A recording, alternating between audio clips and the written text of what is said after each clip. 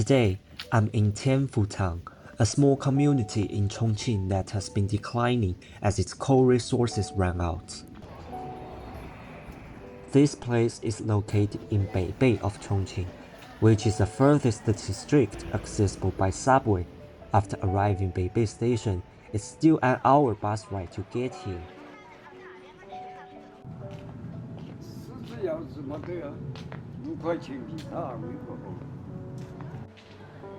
Officially, the population is still 11,000, but in reality, probably less than a tenth of that actually lives here. According to local government notices, there were only 2 newborns and 14 deaths in the third quarter. What shocks me is that the town was issued a certificate known as the Glory Certificate of One-Child Parents. It was awarded to households that complied with China's family planning regulations during the era of one-child policy. From 1979 to 2010, to curb rapid population growth, China enforced the strict one-child rule. Families who had more than one child could face significant fines, and in some regions, pregnancies were even forcibly terminated. As a form of compensation, families holding this certificate received a monthly allowance of 2.5 to 5 yuan. Later, when their only child turned 60, parents could claim an annual subsidy of roughly 1,000 yuan per person. I had spent the entire day walking around here without seeing a single young person or child. The roads were nearly empty as well, no cars in sight, yet, inexplicably, water-spraying trucks kept making its rounds, washing the pavements. Like similar trucks across the country, it played a children's tune called The Orchid Grass, but here, drifting through an almost deserted town, the melody sounded strangely sad.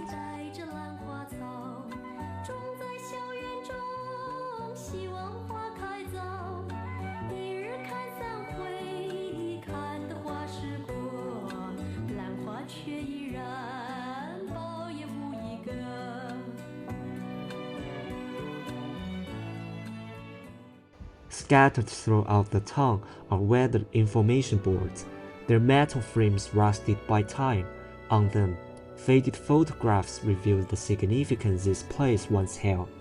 During the World War II, when Chongqing served as China's provisional capital and coal was desperately needed, this small mining town supplied nearby 1/3 of the city's fuel.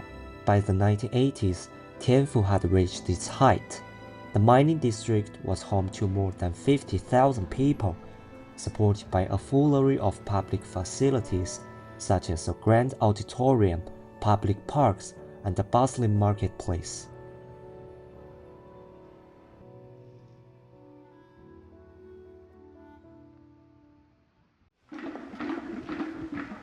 Although these buildings now survive only in faded photographs, the way people live here still allows me to glimpse the vitality this town once had.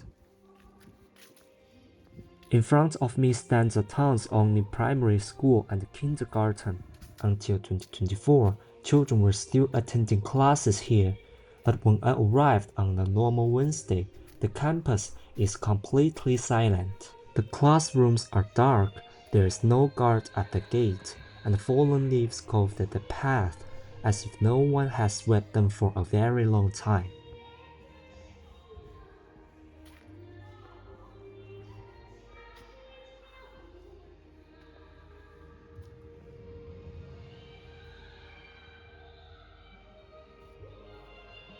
The school's gymnasium has since become a gathering place for the elderly who come here to practice their dances.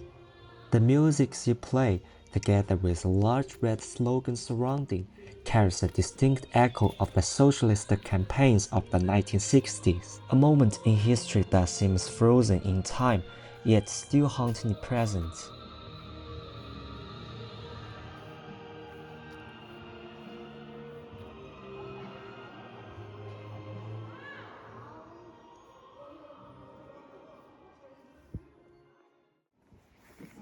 Decades of intensive extraction gradually exhausted Tianfu's coal reserves, by the end of the last century.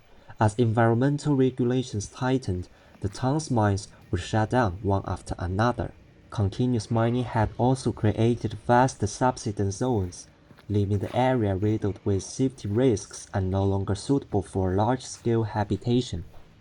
Under government resettlement programs, nearly 90% of the residents moved to Jiaojiagou, about 10 kilometers away, only a small number of elderly people remaining behind.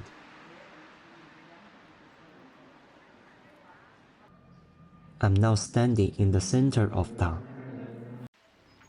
There is a bus that runs to and from the city center about every half hour, which is the only public transportation connecting the town to the outside world.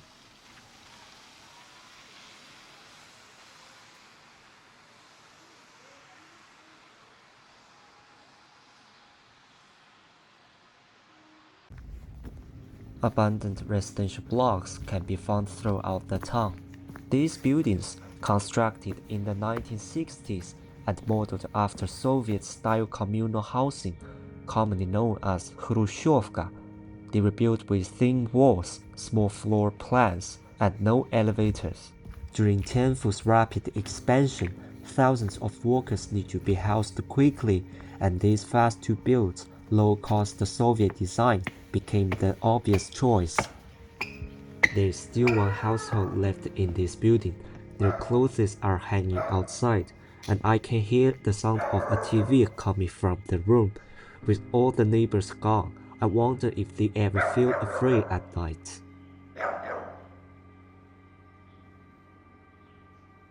Many buildings have signs indicating they are dangerous, so for safety reasons, I don't go inside.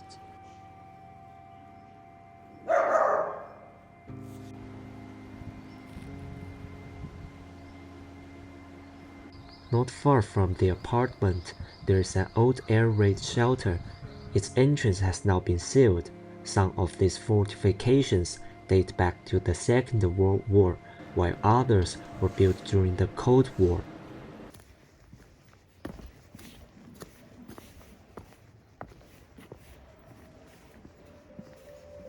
My final stop is the town's abandoned kindergarten, built in 1962, with funding from the local coal mining bureau for the children of miners. After the resources were exhausted and Tianfu Mining Bureau went bankrupt, the kindergarten was shut down in 2010.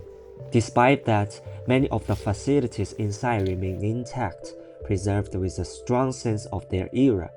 In 2019, a suspense drama, The Long Night, filmed scenes here, and after the show aired, many visitors came to take photos.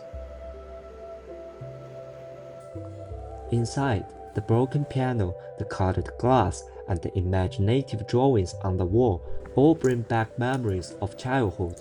But in a place where every trace of living activity has disappeared, these remnants of innocence take on a much heavier tone. Unfortunately, the entrance to the kindergarten has been locked by the local community to prevent visitors from going inside, and just like the town's abandoned cinema, nursing home, and public parks, the gates remain firmly shut. Carrying a camera and a laptop on my back, I had no intention of climbing over the walls. What puzzles me is that this town once tried to develop tourism, but it didn't turn out well. Ironically, these very buildings, full of the feel of a pastime, are the town's most valuable assets. Now, they lie unused, slowly worn away by time. Apart from a few small shops and food stores that meet people's basic daily needs, nearly every storefront along the street is closed off with a metal shutter. There is really nowhere much left to explore. After spending half a day wandering around here, I took the bus back.